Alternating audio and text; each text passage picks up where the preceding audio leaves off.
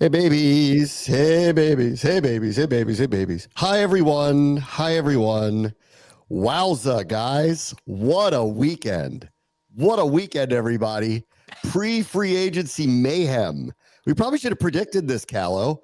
Like for a couple months, I've been looking at the free agent list going, that's not awe-inspiring. That's going to change much of your roster or get a lot of like difference-making players. There's hole fillers basically out there, with the exception of maybe receiver. But outside of that, there's not a lot of guys there. They're going to change your roster.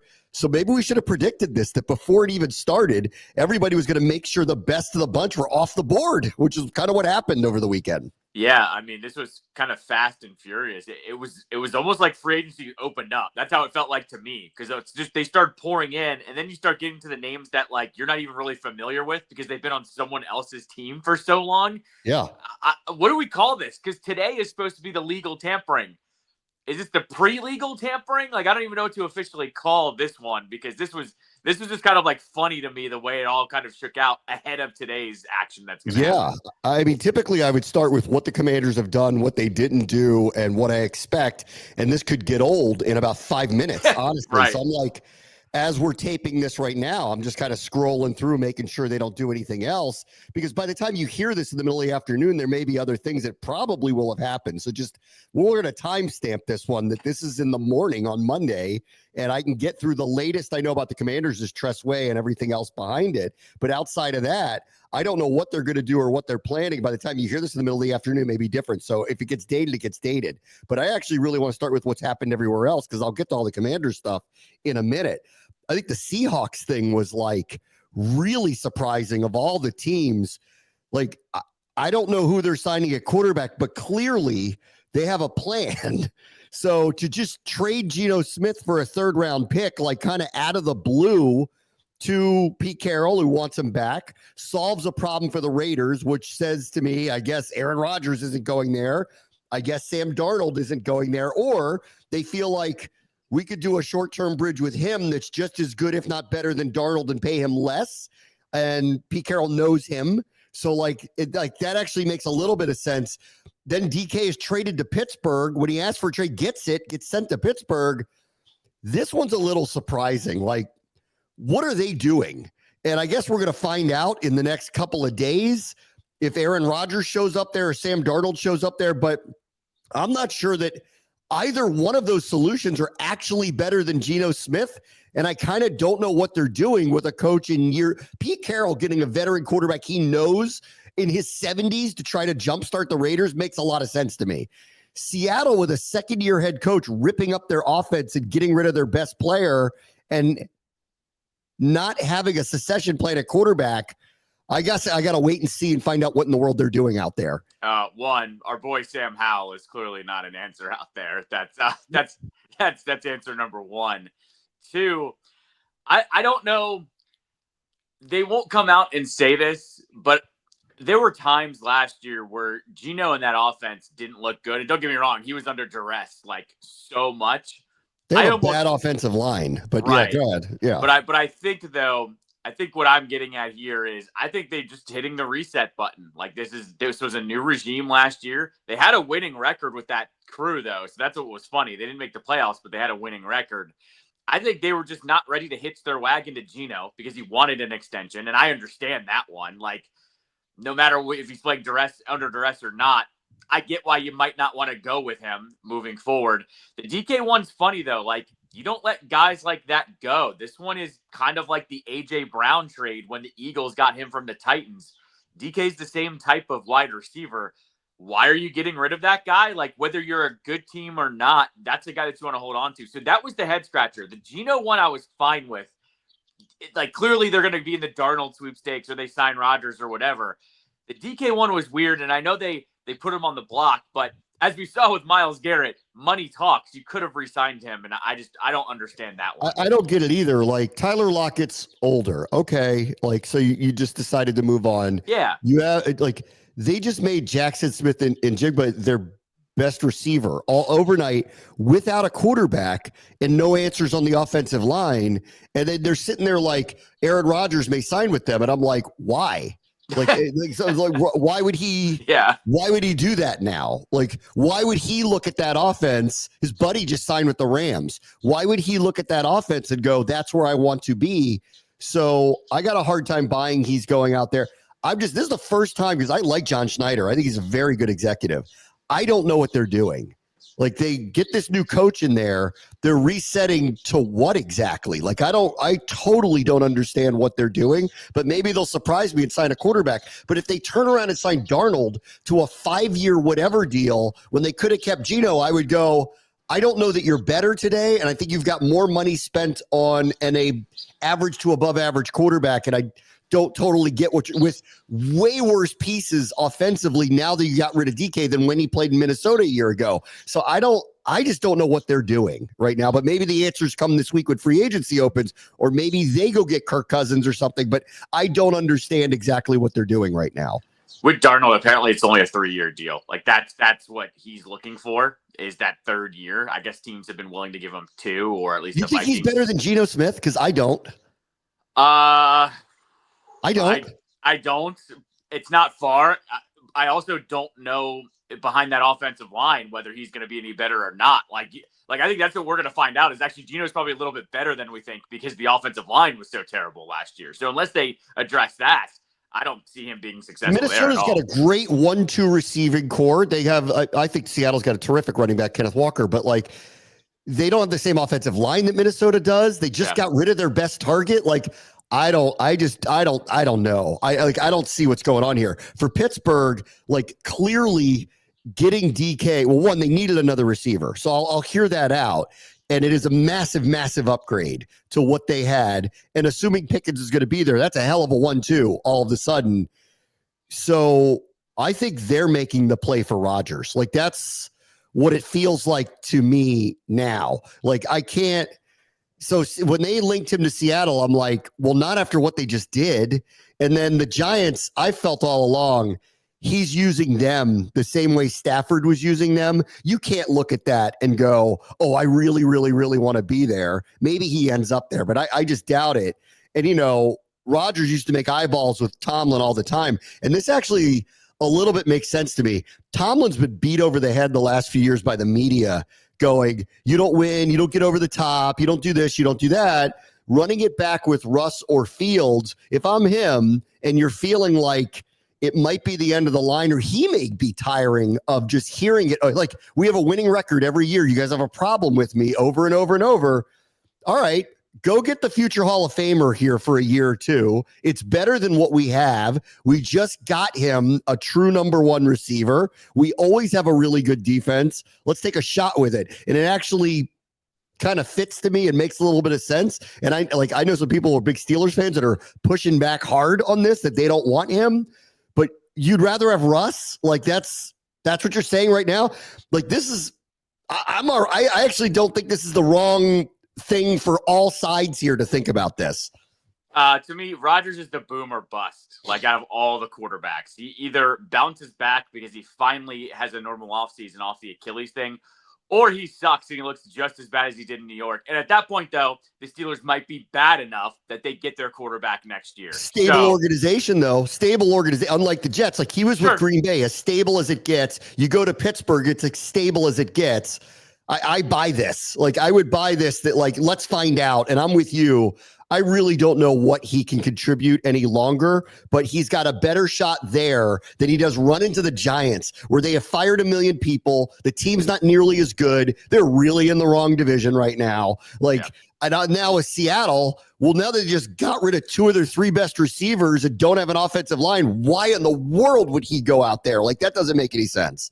No, I agree. Like, I don't see him going to the West Coast to any of those teams, honestly. Like, I don't see that happening. With Pittsburgh, what I find with Pittsburgh funny is that what's going to be funny, too, is you can actually pitch him to just be a professional quarterback there. Like, Najee Harris is a free agent. They're going to get another running back. Like, they could actually go with that Steelers offense and just say to him, we don't need you to do that much. And hey, when DK's running down the field, chuck it up to him. He'll go ahead and get that for you. So I will say, like, he's going to have a good wide receiver combo, but I bet you they still even try to run that typical Steelers offense. Yes.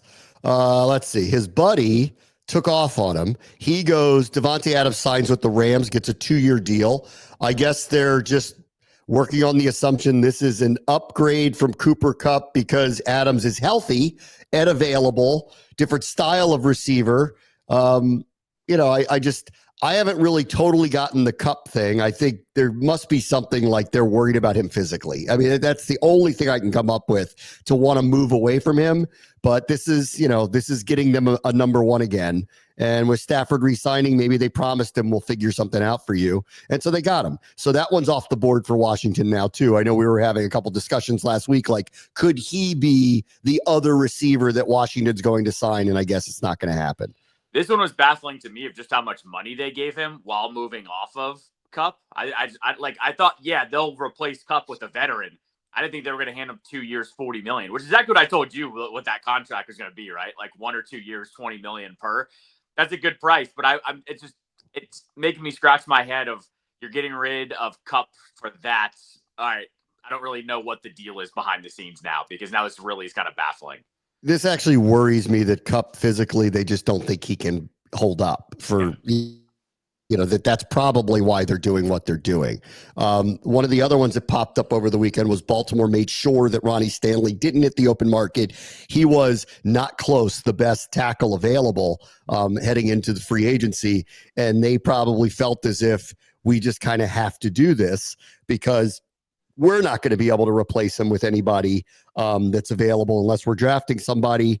And for them at this stage, they're kind of like Buffalo with what they did with Josh Allen and Greg Rousseau and all that stuff. They're just like, we are who we are. We have a chance to win every year. Why would we endanger that by like weakening a position if we don't know that we can do better than this? Stanley would have had a market. There was a lot of reporting linking him to here, which would have been really interesting if he was available. That means they probably were going to move Brandon Coleman either to left guard or right guard or maybe right tackle.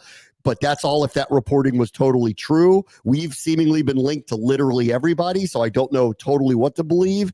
And I want to reiterate, Adam Peters talks to nobody, which is why everybody's guessing about what they're doing. So whenever I see these reports, it's a total grain of salt, even to me.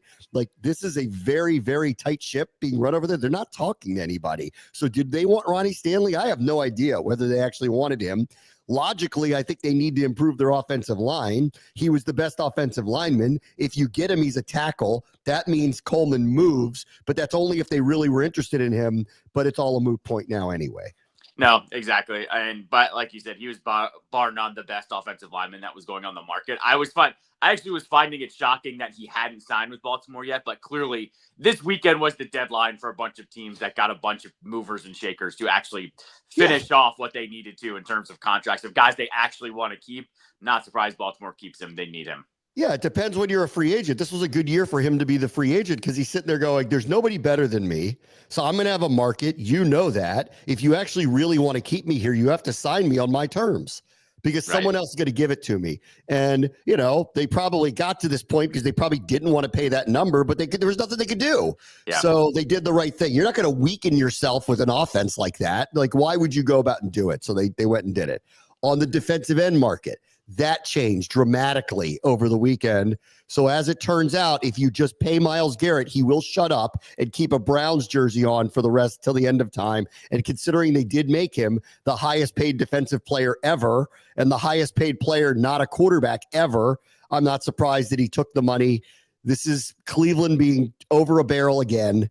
Listen, I will give them credit for they come through in the end, and they end up giving these guys the deals to retain them, but they wildly, I don't even know overpays the right word. Him ending up getting the biggest contract ever makes a lot of sense to me. He's probably the best at this position, and he still has what looks to be a good 3, 4, 5 year run in him. But it's always like it's topped off with a bonus because it's Cleveland.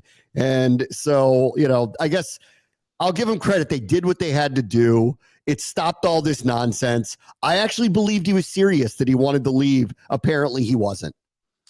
Yeah, I mean, whenever someone shouts it's not about the money, like so many times that he said it, it's kind of about the money. Like that's basically how I felt once I saw this news cross paths. It was, oh, okay, you do have a price. Not to say that I'm knocking it. $40 million a year is $40 million a year. Like, I'll play wherever for that much. Like, if everybody's got a price in Correct.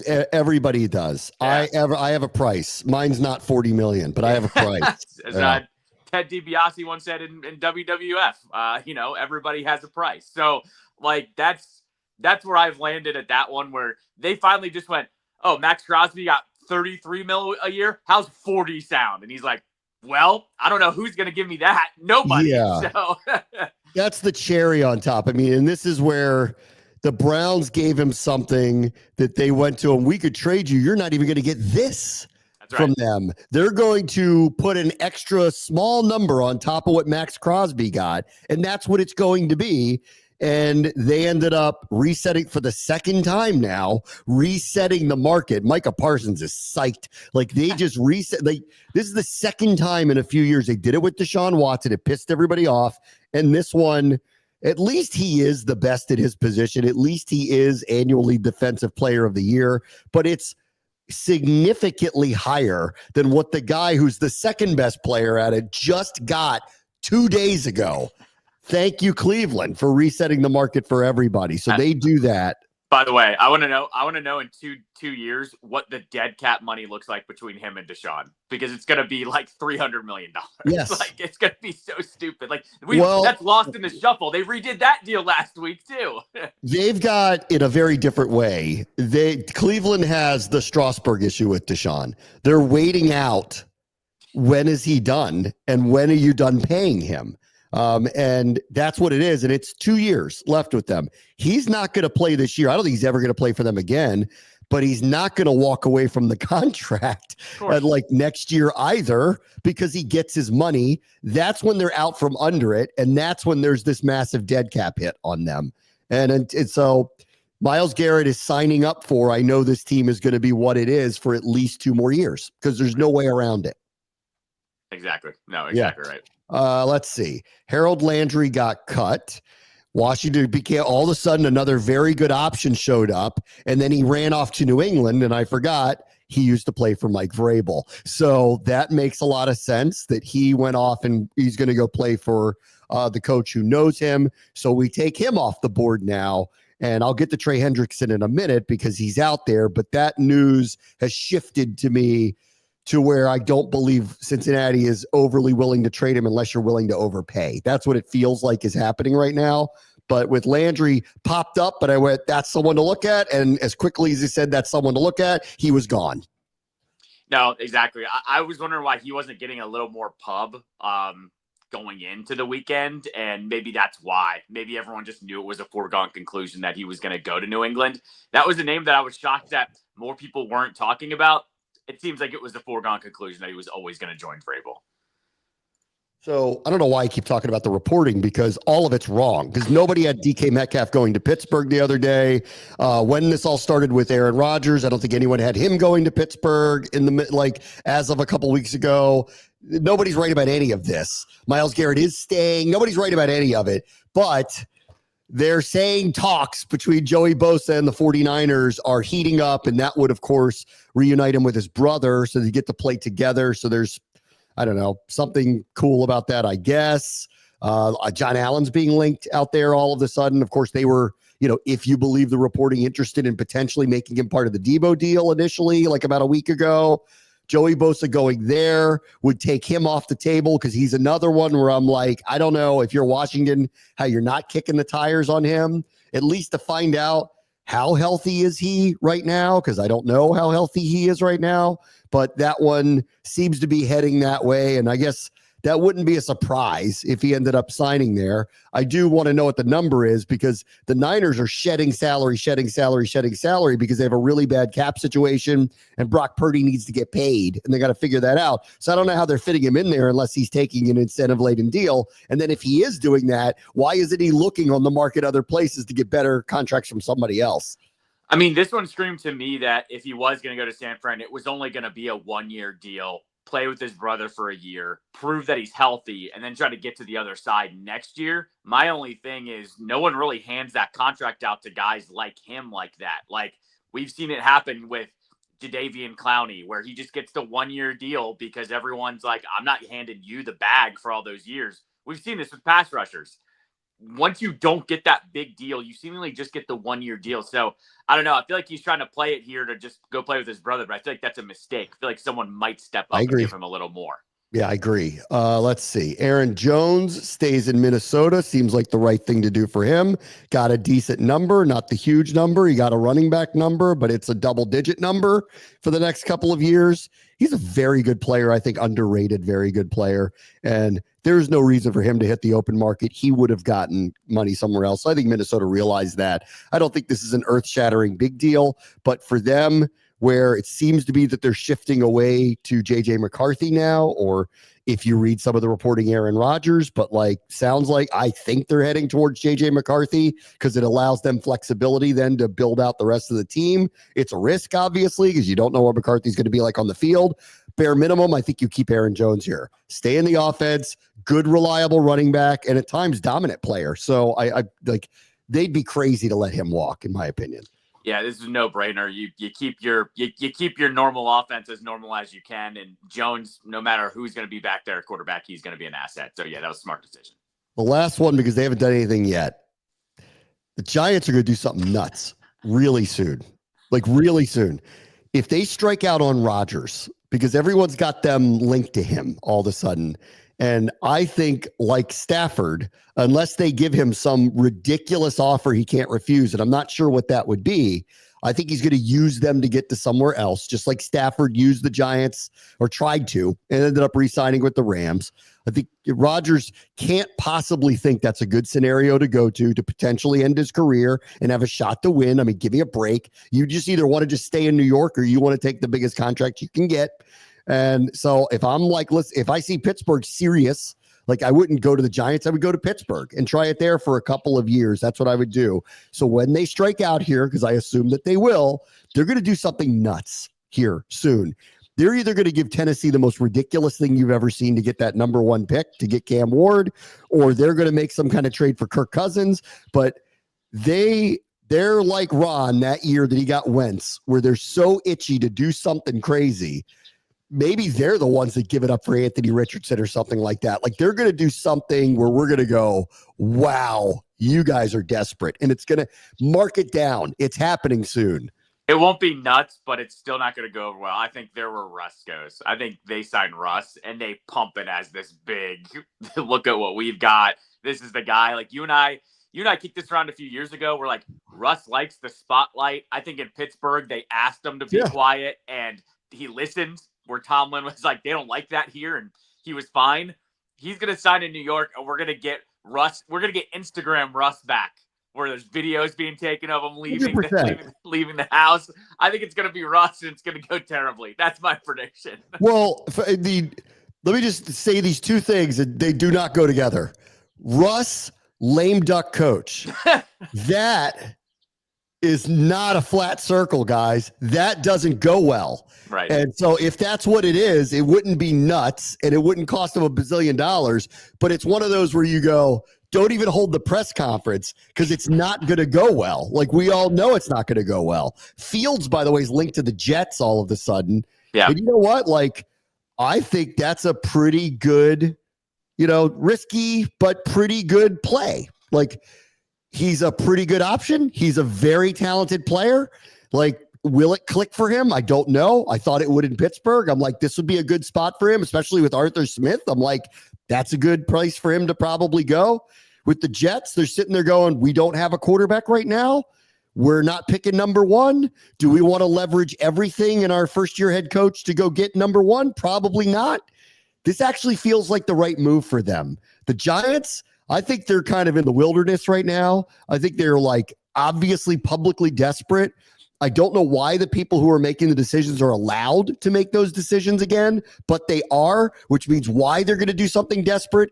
And there could be something crazy coming. Like, I'm not kidding about Anthony Richardson. Like, I saw inklings of the Colts would move on from him. No kidding. After what happened a year ago, do they do something nuts and try to convince themselves they can work with that guy? I don't know. I think with Fields too, Tyrod Taylor's really well liked in that locker room. That's like what all the reports are. Like he's gonna be a holdover and stay there. And they've even said like if they have a young quarterback, they wouldn't mind starting Tyrod while whoever that is develops. That screams the same thing with Fields if that does indeed happen. So I wouldn't be surprised if Fields is where he ends up, or New York is where Fields ends up landing, just for that reason alone. Yeah, and lost in the shuffle is our boy Dimes. Dimes doesn't quite have a home right now. So let's see where he ends up. Right. It won't be in New York again because the Jets know they can't. I mean, come on. Like you're asking for it. So you're running out of spots. Could he end up in Seattle? Maybe. Could he just stay in Minnesota and battle McCarthy for that job? Maybe. That's a possibility. Does a place like Tennessee where they try to go Tannehill part 2 and go, let's just bring him in here. We don't want to take Cam Ward. Let's trade number 1. Let's bring him in. He and Levis fight it out. Let's see how it goes. I don't know. He's an interesting one to watch. And I haven't heard his name very much because most of the time, longtime starting quarterbacks get second chances all the time. It hasn't happened yet with him. I think Minnesota is probably where he ends up landing. It sounds like he just wants a chance, and he'd probably be at peace if McCarthy beats him out. That's where I would land with if I was him. If not, do you go through the Shanahan car wash out in San Fran? Like I think that's one that you throw out there just in case Purdy doesn't get re-signed. I think that one. I think he sticks with that kind of tree because clearly he was well liked in Minnesota after he was brought in after he was cut from the Giants. The other one I would think about if I were him, and it really would depend on money, and it probably is too much money. But like, if I'm Kansas City, I'd rather have someone else behind Mahomes and Wentz personally. Yeah. And if someone like that was available and was willing to be like the backup for a year and go through an Andy Reid car wash, I would look at that too. That's where I would look for him. All right, let me take a quick break. We'll get into what the Commanders have done and haven't done next. Brave, watch the show. ESPN 630, the Sports Capital.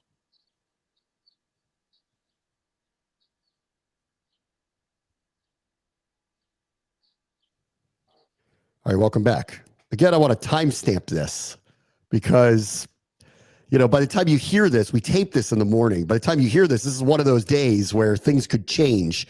So all we could do at this point is talk about what the Commanders have done and what they haven't done yet as they head into tampering period, which opens today. You can't officially start signing people until Wednesday, but deals are basically done starting today with a number of the top tier free agents, and I would assume some trades will go down as well after people strike out on whoever they're trying to look for.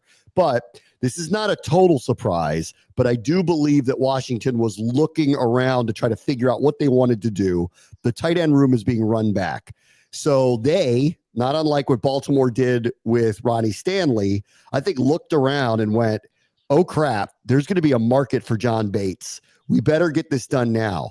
All I've seen to this point is 3-year deal. I don't know what he got, and he's a blocking tight end, so it's not going to be some huge number, but there was going to be interest in him around the league. So I think they did the real right thing and got in front of that one, brought him back. And then, of course, they brought back Zach Ertz on a 1-year deal, which, God, I got to tell you, I was like 70-30 that would happen. But I wouldn't have been surprised if they were looking around a little bit to see if there was a younger option. I don't want to undersell what he meant to the team last year. He was huge. He built a connection with Jaden Daniels. He built a connection with Cliff Kingsbury again. He was all in. He talked about being rejuvenated here. He's a pro. Man, did he come through for them, especially late in the season, over and over and over. The things he does not do is he's not an explosive player. He's not a run after the catch player.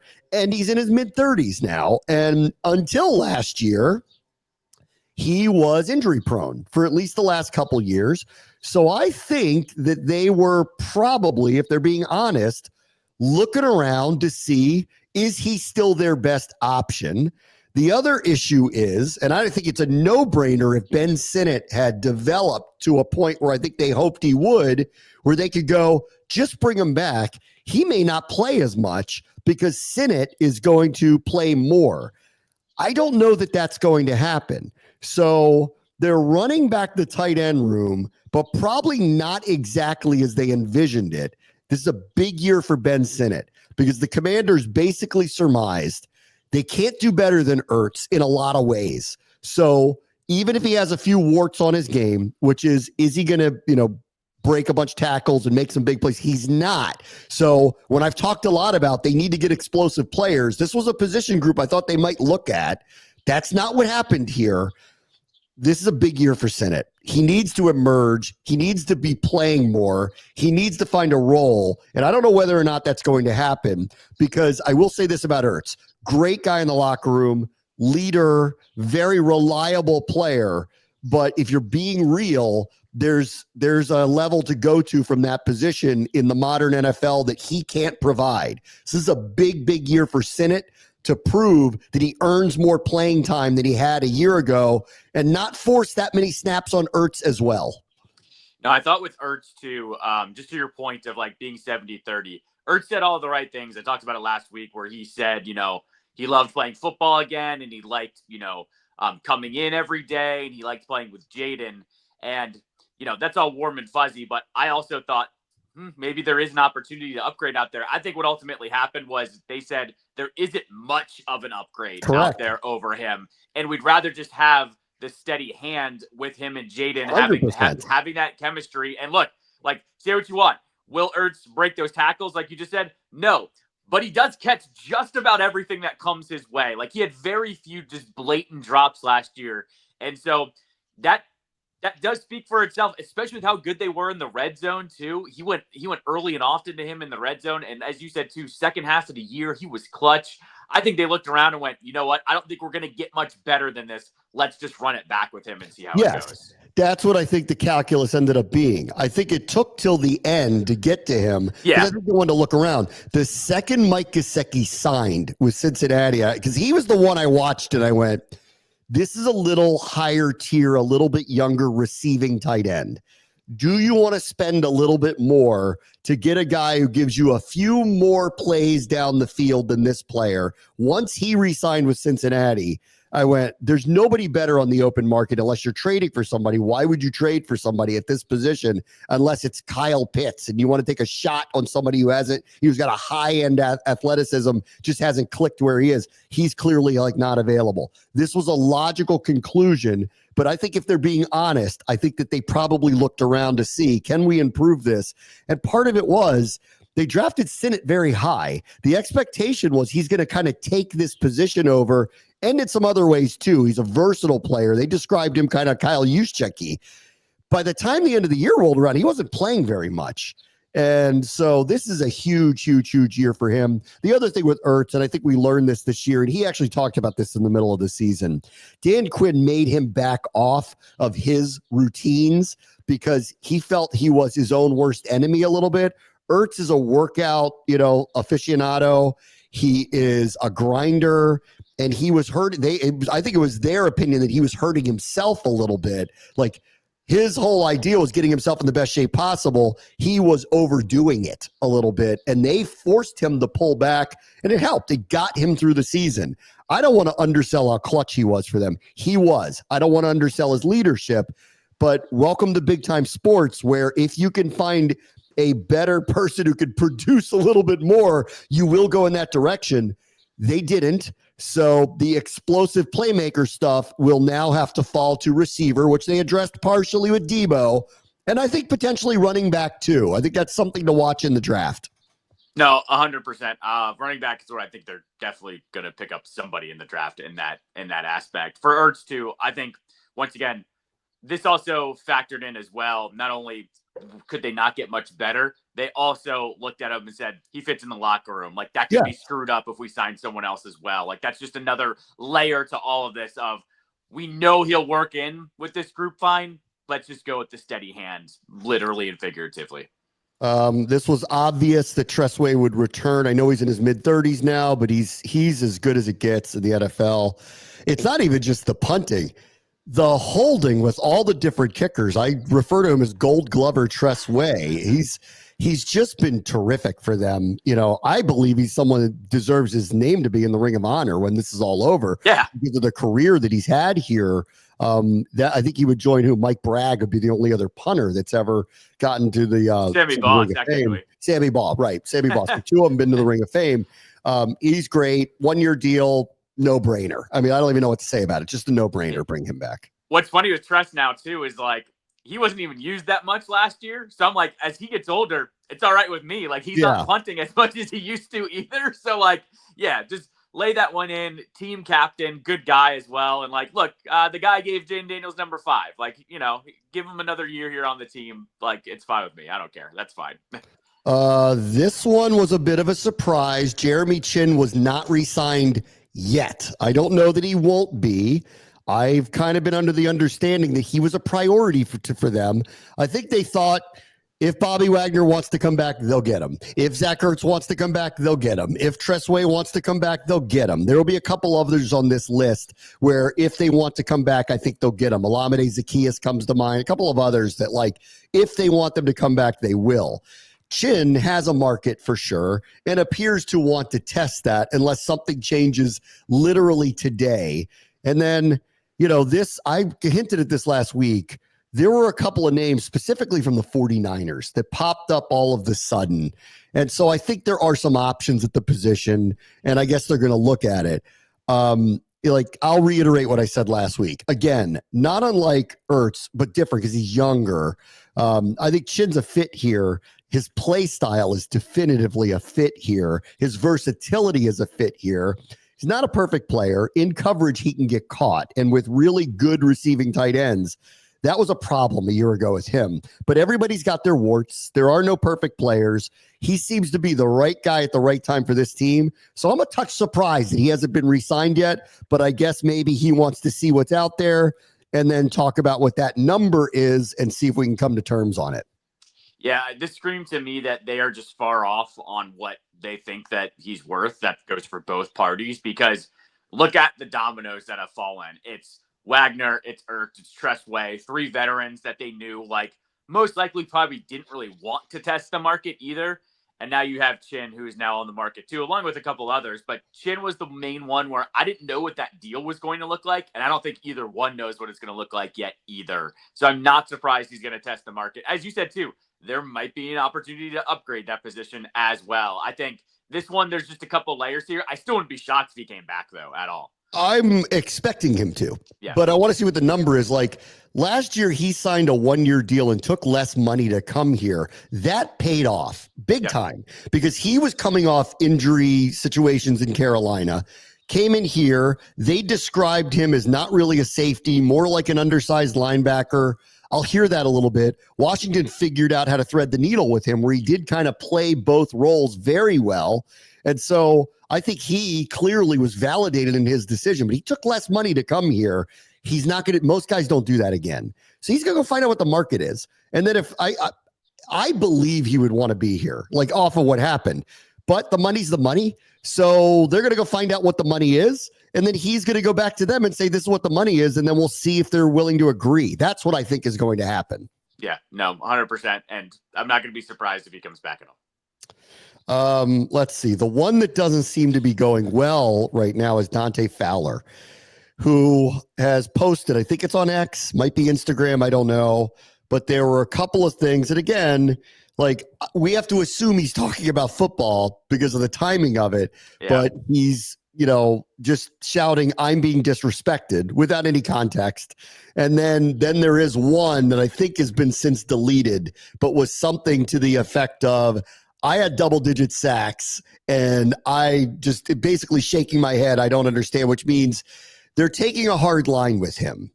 And the reality is they need, in my opinion, a sturdier situation on the edge. And I'm not blaming him for that. I think he had a great season. I think he's a terrific pass rusher. I don't know that he's a great run stopper. I think they're looking at it that way. I've kind of felt like all along, I would bring him back in a heartbeat.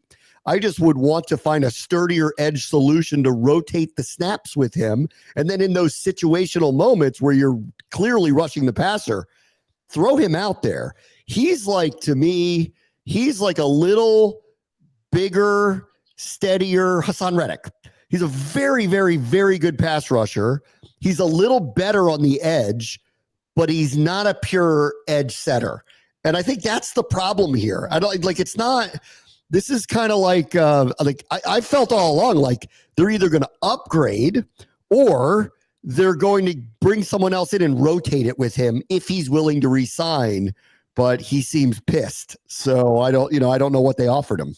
I think in one of the deleted tweets, he said something along the lines of like, I have more sacks than all these other dudes and I play less snaps. And I was kind of like, you kind of played yourself there, Dante, because that's why you have more sacks with less snaps, because you are a pass rusher. You're not a 4-down player. Correct. And I think that's probably why he deleted it, by the way. But yeah, like, look, this is what happens too. This is negotiating. Some players aren't used to what's said about them. This could also, though, what I would say about this is I wouldn't pin all of this on the Commanders either. Like, I do think there's probably a little bit of other negotiations of what his agent is hearing or what other teams have told him as well. I don't think it's just about Washington here, but overall, he's not feeling the love is pretty much he's what not feeling the love. He's followed Quinn and Witt around. He's been loyal to them. Sure. He's not probably asking for $1 billion. If he is, that's the problem. But if he's not asking for $1 billion, because I don't think the market would dictate that he would get it, then I'll get where he's probably saying, I'm trying to meet you halfway. And oh, by the way, I did have double-digit sacks. Isn't that worth something in the NFL? So we'll see how it plays out. He's another one. I wouldn't be surprised if he's back, but there will be other players around him. That has to be an upgrade, because we've talked about that for a while, which I'll get to next, which is what will it take to get Trey Hendrickson? We'll talk about that next. Bray watch the show. ESPN 630, the Sports Capital. All right, welcome back. So what will it take to get Trey Hendrickson? Good Chiron. What will it take? So now, after hearing Hendrickson do an interview on a Cincinnati TV station at some charity thing he was at, the way he put it and the way he sounded, if you listen to this, made it sound like, I'm not against coming back here. This isn't a line in the sand. He's like, but I want to get paid. And these guys don't want to pay me. And the Myles Garrett and Max Crosby deals complicate that a little bit for Cincinnati, because while I'd like to think that Hendrickson doesn't think he's going to get what Myles Garrett is getting, I don't know what he's thinking now. And then the other part of it is, what would Cincinnati need to get rid of him? And if DK Metcalf only gets a second-round pick, then Trey Hendrickson is only going to get, at most, a second-round pick. But if you believe the reporting, they seem to have wanted what they call a premium pick, a first-round pick to come back for him. And I just have a funny feeling that Washington isn't going there. But would they part with the second? Maybe. It's low, so maybe they would do that. A higher third is what they have because of all the trades that they did a year ago. That's a maybe. I would think that they would offer. But what will it take to get him? I don't know. And do I believe Cincinnati really wants to deal him? I actually don't think so. So I'm not sure where this is going to land. All that said, they're adverse to giving people money. And because of what happened with Crosby and Garrett, I have a feeling they're going to be adverse to giving it to him too. So let's see how this plays out. I think the most shocking thing over the weekend, don't get me wrong. You and I have talked about how Cincinnati's reluctant to give money, but they haven't gotten one deal done yet. Give me Chase or Higgins or Hendrickson, and it hasn't happened at all for them yet. And you and I talk about how just get it done now, because it's going to be more expensive later on in the summer anyways, because the market resets itself. I'm shocked they haven't at least gotten one deal done. So I'm not surprised at all that he went to the team. And I don't know if you heard what he said too. He's like, I met with him in person. I didn't want this to be misconstrued. He's like, I just want a chance to go get paid, and they're giving that to me. Yeah, because I think he knows the writing is on the wall. That offense is what everyone pays for these days. Not a lot of defenders, or if you're given the choice, you're going to pay the offensive player. I think he knows that he's kind of the odd man out here. But I just don't see him paying all three. So I think he's going to get moved on from. What does that deal look like? I don't know. But the Bengals are more privy to move him. This isn't the Myles Garrett situation where they're going to hand him the money. I think they want to move him instead of paying him, is what I'm getting at here in the end. By the way, if you want our first-round pick, we will take Jamar Chase. Right. Yeah, of course. I speak. I will speak for the front officer. I'll give you our first round pick for Jamar Chase, and we'll pay him. Thanks. All right, before we go, real quick, Caps got hot in the third against the Red Wings and the Kraken and beat both of them. So nice weekend at home here. Nice weekend at home. Friday was great. 2 shorthanded goals in the third period. That was fantastic. That's how you bury a team. Seattle, same thing. Slow start. Both of them were slow starts. They pull away yesterday. Ovechkin had a hell of an empty net goal last night. I saw it yesterday. Yeah. That backhand from like halfway down the ice was fantastic. We didn't get a chance because it's like a million years ago. They did make a trade. They traded for Anthony Beauvillier from the Penguins for a second-round pick. I wish they would have done a little bit more. I'm not overly critical, though. I know Ryan Leonard is on the way. The shock of Friday, though, was Brad Marchand going to Florida. That was the shock of all shocks. That's going to be weird to see that. That's weird. For a second-round pick, that could be a first if he plays in half of their playoff games. Color me interested in that. If he was on the Caps list, I would have loved for that to have happened. But all in all, good weekend for the Capitals. They hit the West Coast starting tomorrow. Yep. And I also want to congratulate my boys at AU who beat Colgate, who had won the Patriot League 4 years in a row, beat them yesterday at Bender Arena. So they're going to now host the Patriot League Championship because they were the 2 seed. The 1 seed Bucknell lost to Navy. So they get Navy Wednesday night. And I already got my tickets. I will be there. So I will see. Hopefully, come join us. Bender's been packed for these playoff games. Come to Wednesday night. There weren't many tickets left. So get them fast. I'll be there with my family, going to root on my alma mater when they take on Navy Wednesday night. Do you know the last time that Navy has won the Patriot League? Do you know? Is it David Robinson? 1998 would be your last time they won. So it's been a minute for Navy. But how about that? It's local versus local. So how about that? I love it. Okay, everybody. Talk to you tomorrow. Bravo Show, ESPN 630, the Sports Capital.